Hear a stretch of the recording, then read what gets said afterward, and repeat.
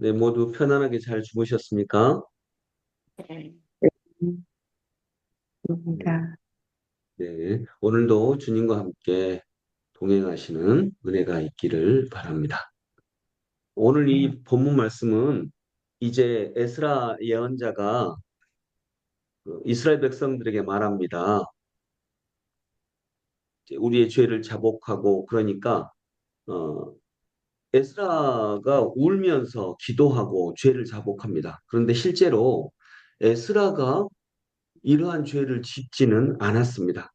그런데 이스라엘의 죄를 대신해서 이렇게 울면서 기도하고 죄를 자백하는 거죠. 그러자 에스라 주변에 많은 사람들이 모여서 같이 웁니다. 그리고 그 중에 하나, 2절에 나오는데 엘람의 자손 여이엘의 아들 스가냐라고 하는 사람. 이 스가냐가 에스라에게 말합니다. 우리가 이방 여자를 데려와 가지고 이방 여자를 아내로 삼고 이렇게 살았습니다. 그리고 아이를 낳았습니다. 이게 죄라는 거예요. 근데 여러분, 이방 여자하고 결혼을 한 게 죄는 아닙니다. 구약에도 이건 죄가 아니라고 나와 있거든요. 다만 정확하게는 제사장은 이방 여자와 결혼하지 말아라 이렇게 율법이 있습니다. 그러나 이방 여자와 결혼을 한 것 자체가 죄는 아닙니다. 비유를 들자면 이것입니다.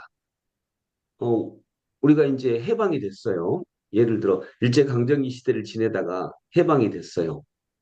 그런데 결혼을 우리가 일본 여자하고 했는데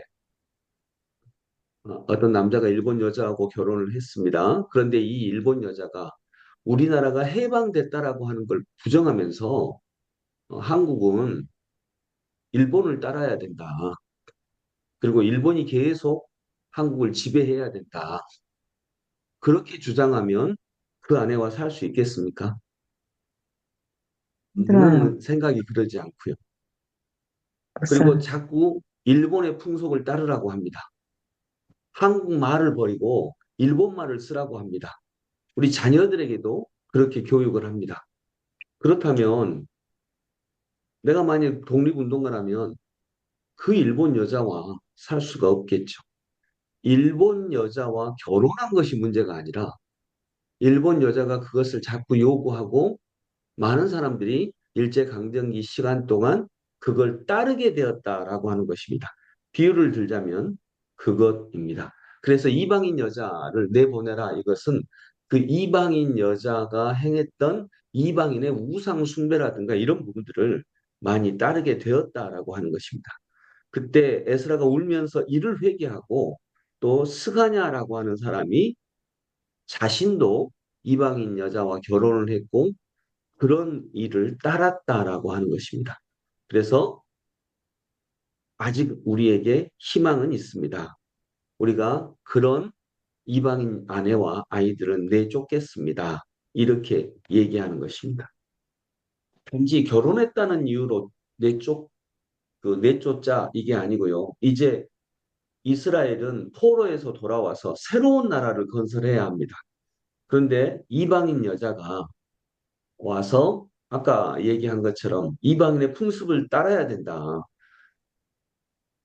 이방인 우상을 섬겨야 된다. 이렇게 얘기하면 하나님의 뜻 안에서 새로운 나라를 건설하고자 하는 이스라엘에게는 용납할 수 없는 일이 된다라고 할 수 있겠습니다. 그래서 에스라는 이걸 회개하고 많은 사람들이 그에 동조하고 어, 특히 스가냐가 용기 있게 밀고 나가십시오. 이렇게 말을 합니다.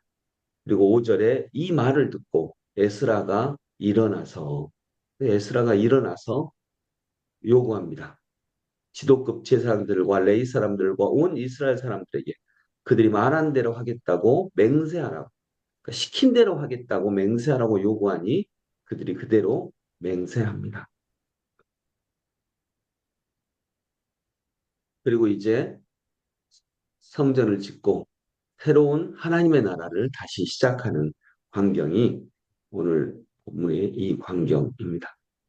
여러분, 우리가 이제 먼저 오해하지 말아야 될 것은 이방 여자하고 결혼하는 것 자체가 그 이방 여자를 다 쫓아내고 아이들도 쫓아내고 이게 이제 언뜻 봐서는 말이 안 되는 것처럼 들리고요. 현대의 관점으로는 또 그 시대에도 이방인 여자하고 결혼하는 것이 율법에 금지된 일은 아니었습니다. 제사장만 이방인 여자하고 결혼하지 말라라고 했었고요. 모세도 실은 이방인 여자하고 결혼했고 아브라함도 이방인 여자하고 결혼을 했습니다. 그러나 중요했던 것은 아까 제가 말한 그런 내용들, 이방인 여자가 그 안에서 행했던 일들, 그런 거에 대한 새 나라를 건설하고자 했던 이스라엘의 어떤 결단이다라고 생각할 수 있겠습니다. 특별히 오늘 3절에 스가냐라고 하는 사람이 나오는데 지도자가 이렇게 애타게 하나님의 뜻을 찾으려고 할 때 이렇게 결단하고 그 지도자와 함께 동행하는 한 사람 이것이 참 중요합니다. 그래서 스가냐는 자신의 아버지와 자신의 삼촌 등 6집안이 모두 이방인과 결혼을 했던 가문의 사람입니다. 하지만 그는 가족과 친척 내에 얽혀 있는 사정에도 불구하고 새 나라를 건설하고자 하는 하나님의 뜻에 따라 율법대로 준행할 것을 단호히 결심합니다. 하나님은 그를 통해서 에스라를 도우십니다. 이게 중요한 건 이것입니다. 하나님이 에스라를 도우십니다. 스가냐를 통하여서. 하나님이 이 땅을 도우십니다. 여러분들을 통하여서.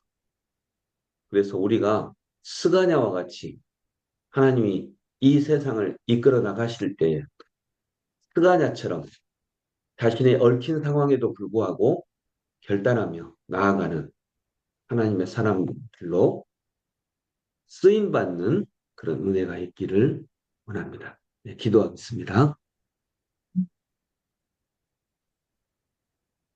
아버지 하나님, 은혜를 감사합니다. 하나님 아버지, 에스라가 분연히 일어나서 죄를 회개하고 새로운 나라를 건설하고자 할 때 걸림돌이 되는 일에 대해서 눈물을 흘리며 회개하고 아파할 때 스가냐가 그의 곁에서 결단하며 자신을 헌신하며 그 일을 돕습니다. 주님, 하나님은 이렇게 스가냐를 통하여서 에스라를 도우십니다.